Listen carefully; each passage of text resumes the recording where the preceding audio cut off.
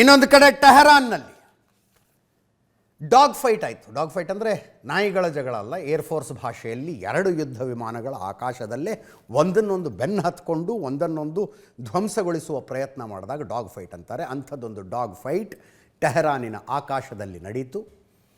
ಇದರಲ್ಲಿ ಅಮೆರಿಕದ F-35 ಯುದ್ಧ ವಿಮಾನ, ಇರಾನಿನ YAK-130 ಯುದ್ಧ ವಿಮಾನ. F-35 ಅಮೆರಿಕದ ವಿಮಾನ ಇರಾನಿನ YAK-130 ಹೊಡೆದುರುಳಿಸುವಲ್ಲಿ ಯಶಸ್ವಿಯಾಯಿತು.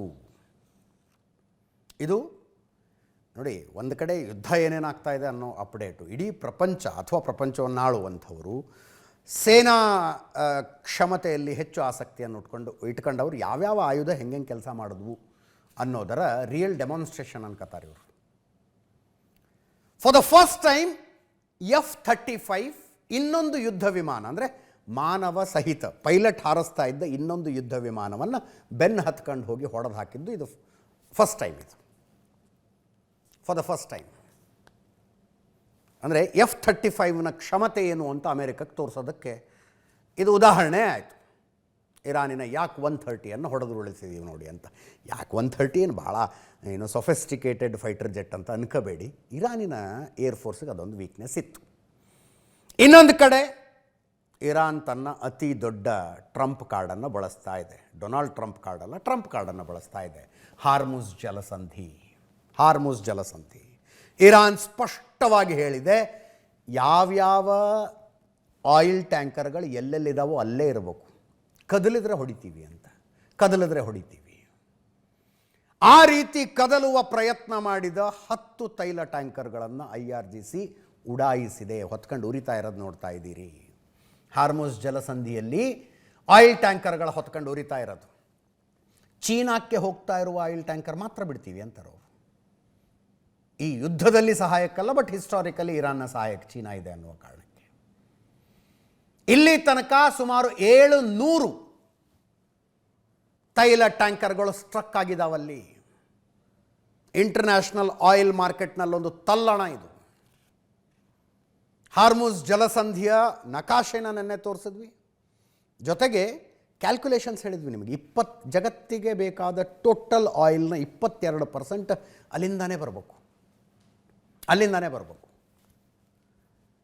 ಇರಾನ್ ತನ್ನ ಹೆಚ್ಚು ಕಡಿಮೆ ಅಷ್ಟು ಆಯಿಲನ್ನು ಅಲ್ಲಿಂದಾನೇ ಎಕ್ಸ್ಪೋರ್ಟ್ ಮಾಡೋದು.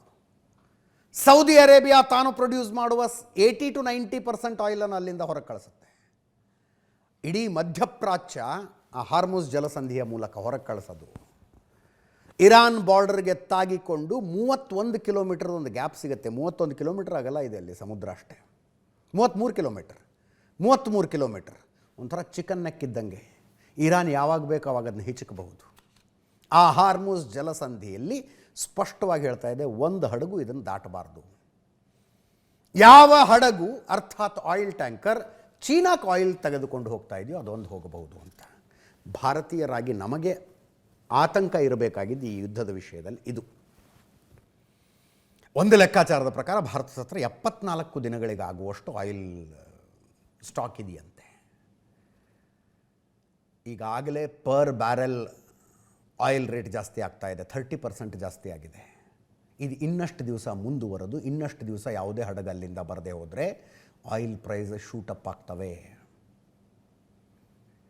ಭಾರತದಲ್ಲಿ ಪೆಟ್ರೋಲ್ ಡೀಸೆಲ್ ಬೆಲೆಯಲ್ಲಿ ಒಂದು ಸ್ಟೆಬಲೈಸೇಷನ್ ನಾವು ನೋಡ್ತಾ ಇದ್ದೀವಿ. ಸ್ಥಿರವಾಗಿದ್ದಾವೆ ಪೆಟ್ರೋಲ್ ಡೀಸೆಲ್ ಬೆಲೆಗಳು.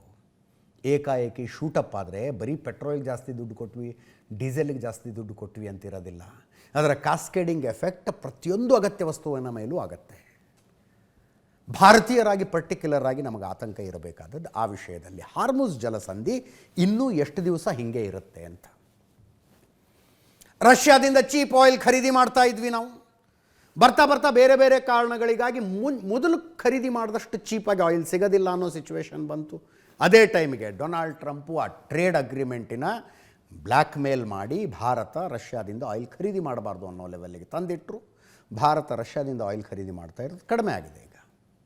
ಇಂಥ ಸಂದರ್ಭದಲ್ಲಿ ರಷ್ಯಾ ಮತ್ತೊಮ್ಮೆ ಆಫರ್ ಕೊಡ್ತಾ ಇದೆ ಭಾರತಕ್ಕೆ, ನಿಮಗೆ ಬೇಕಾದ್ರೆ ನಾವು ಕಳಿಸ್ತೀವಿ ಅಂತ.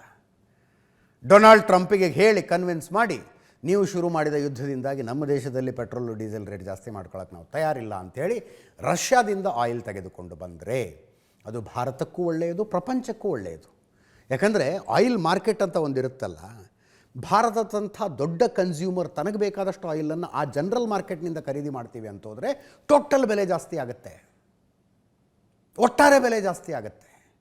ಅದರ ಬದಲು ಅಲ್ಲಿ ನಾವು ಖರೀದಿಯ ಕಾಂಪಿಟೇಷನಿಗೆ ಬೀಳೋದಿಲ್ಲ, ನಾವು ಈ ಕಡೆ ರಷ್ಯಾದಿಂದ ತಗೊಳ್ತೀವಿ ಅನ್ನೋ ನಿರ್ಧಾರ ಏನಾದರೂ ಭಾರತ ತಗೊಂಡ್ರೆ ಒಳ್ಳೆಯದು ಅಂತ ಹೇಳ್ತಾರೆ.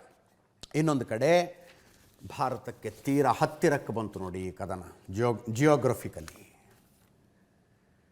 ಭಾರತದ ಆಂಧ್ರ ಪ್ರದೇಶದ ವಿಶಾಖಪಟ್ಟಣಂಗೆ ಇರಾನಿನ ಒಂದು ಯುದ್ಧ ನೌಕೆ ಬಂದಿತ್ತು, ತಾಲೀಮು ನಡೆಸೋದಕ್ಕೆ ಬಂದಿತ್ತು. ಅಂತಾರಾಷ್ಟ್ರೀಯ ಫ್ಲೀಟ್ ರಿವ್ಯೂ ಮಿಲನ್ 2026 ಅದರಲ್ಲಿ ಭಾಗಿಯಾಗೋದಕ್ಕೆ ಇರಾನಿನ ಒಂದು ಯುದ್ಧ ನೌಕೆ ಬಂದಿತ್ತು. ಅದು ಇರಾನ್ನಲ್ಲಿ ಯುದ್ಧ ಶುರುವಾದಾಗ ಮತ್ತಿಲ್ಲಿಂದ ವಾಪಸ್ ಹೊರಟಿತು, ಭಾರತದ ವಿಶಾಖಪಟ್ಟಣಂದಿಂದ ವಾಪಸ್ ಹೊರಟಿತ್ತದು. Just imagine that map. ಭಾರತದ ಪೂರ್ವ ಕರಾವಳಿಯಲ್ಲಿ ವಿಶಾಖಪಟ್ಟಣ ಹೋಗಬೇಕು ಅಂದರೆ ಅದು ಇಡೀ ಹಿಂದೂ ಮಹಾಸಾಗರದಲ್ಲಿ, ಏನು ಬಂಗಾಳ ಕೊಲ್ಲಿಯಲ್ಲಿ ಶುರು ಮಾಡಿ ಹಿಂದೂ ಮಹಾಸಾಗರವನ್ನು ಪ್ರವೇಶಿಸಿ ಶ್ರೀಲಂಕಾದ ಕೆಳಭಾಗದ ಮೂಲಕ ಸುತ್ತುವರೆದು ನಮ್ಮ ಈ ಕರಾವಳಿ ತೀರ ಬರುತ್ತಲ್ಲ, ಕೇರಳ, ಕರ್ನಾಟಕ, ಗೋವಾ, ಅದನ್ನು ದಾಟ್ಕೊಂಡು ಮುಂದೆ ಹೋಗ್ಬೇಕದು. ಮತ್ತೆ ಹರ್ಮುಜ್ ಜಲಸಂಧಿಯ ಮೂಲಕ ಇರಾನಿನ ತೀರಕ್ಕೆ ಹೋಗಬೇಕು. ಹೋಗ್ತಾ ಇತ್ತು ಆ ಹಡಗು, ಹೋಗ್ತಾ ಇತ್ತು. ಶ್ರೀಲಂಕಾದ ಕೆಳಗಡೆ, ಶ್ರೀಲಂಕಾದ ದಕ್ಷಿಣ ತುದಿ ಏನು ಬರುತ್ತೆ ಅಲ್ಲಿಂದ 40-45 ನಾಟಿಕಲ್ ಮೈಲ್ ದೂರದಲ್ಲಿತ್ತು. ಅದರ ಕೆಳಗಡೆ ಅಮೇರಿಕದ ಒಂದು ಸಬ್ಮೆರಿನ್ ಇತ್ತು, ಗೊತ್ತೇ ಆಗಲಿಲ್ಲ. ಆ ಸಬ್ಮೆರಿನ್ ಇರಾನಿನ ಯುದ್ಧ ನೌಕೆಯನ್ನು ಹೊಡೆದು ಹಾಕಿದೆ. ಆ್ಯಕ್ಚುಯಲ್ ಫುಟೇಜಸ್ಸು ಇರಾನಿನ ಯುದ್ಧ ನೌಕೆಯನ್ನು ಹೊಡೆದು ಹಾಕಿತ್ತು. ಇದು ವಿಶಾಖಪಟ್ಟಣಂನಲ್ಲಿ ಅವರು ಆ ತಾಲೀಮು ನಡೆಸೋದಕ್ಕೆ ಬಂದಾಗಿನ ಫೋಟೋಗಳು. ಇದೇ ಯುದ್ಧ ನೌಕೆ. ಅವರು ತಕ್ಷಣ ಮೇಡೆ ಕಾಲ್ ಕೊಟ್ಟಿದ್ದಾರೆ. ಶ್ರೀಲಂಕಾ ನೇವಿ ಹೋಗಿದೆ ರಕ್ಷಣೆ ಮಾಡಬೇಕು ಅಂತ. ರಕ್ಷಣೆ ಅಂದರೆ ಬದುಕಿದ್ದವರನ್ನ ರಕ್ಷಣೆ ಮಾಡೋದಕ್ಕೆ. 32 ಜನರನ್ನು ರಕ್ಷಣೆ ಮಾಡಿದ್ದಾರೆ.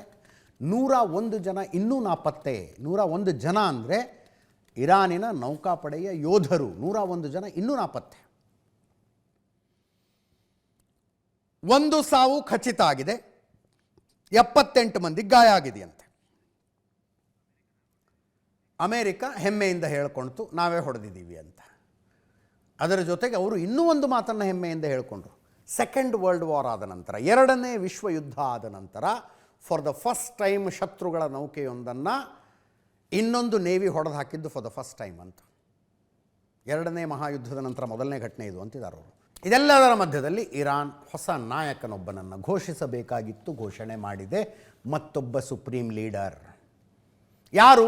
ಅಯಾತುಲ್ಲಾ ಖಮೇನಿ ಪುತ್ರ ಮೊಜ್ತಬಾ ಖಮೇನಿ. 56 ವರ್ಷದ ವ್ಯಕ್ತಿ ಅಯಾತುಲ್ಲಾ ಖಮೇನಿ 2ನೆಯ ಮಗ.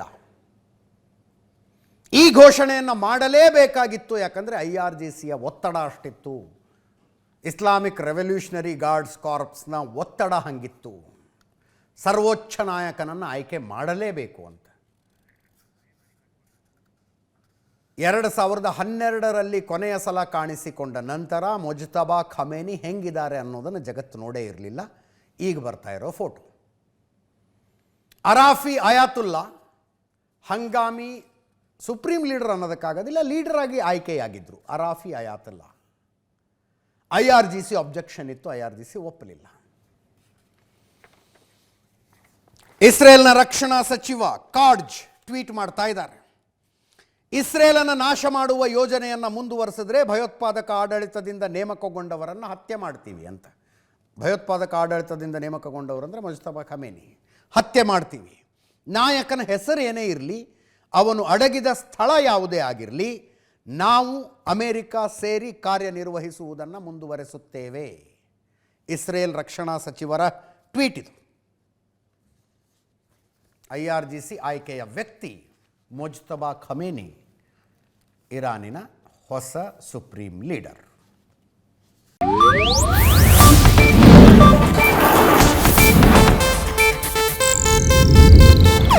ಇದು ಏಷ್ಯಾನೆಟ್ ನ್ಯೂಸ್ ನೆಟ್ವರ್ಕ್ ಪ್ರಸ್ತುತಿ.